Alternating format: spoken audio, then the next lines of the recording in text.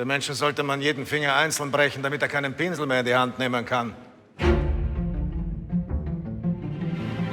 haben mich ja gar nicht richtig angeschaut. Ich muss sie nicht anschauen. Ich spüre sie in mir drin. Sie sind ein ganz besonderer Künstler. Sie haben keine Angst vor dem Leben. Ich weiß, dass Sie ein Bild von mir malen werden, das mich so berühmt machen wird wie die Mona Lisa. Ich heirate die Alma Mahler. Und an wievielter Stelle stehen Sie in der Reihe der Anwärter? Man muss ja nicht gleich heiraten.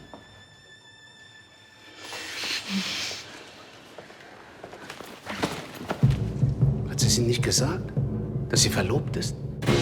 Und das ist Walter Gropius, bald der bedeutendste Architekt in ganz Deutschland. Ich fühle mich einfach wohl, wenn ich von Genies umgeben bin.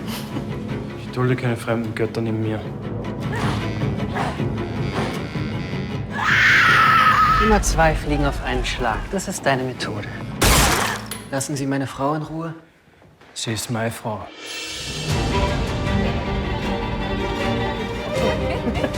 Wie geht es dir mit deiner Komposition? Es fällt mir nichts ein, nur seine Musik. Welche Musik? Von Gustav Mahler.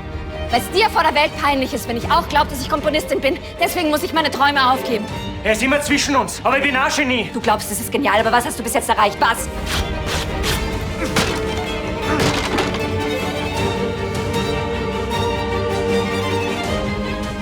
Noch nie war ich so hingezogen zu jemandem wie zu dir.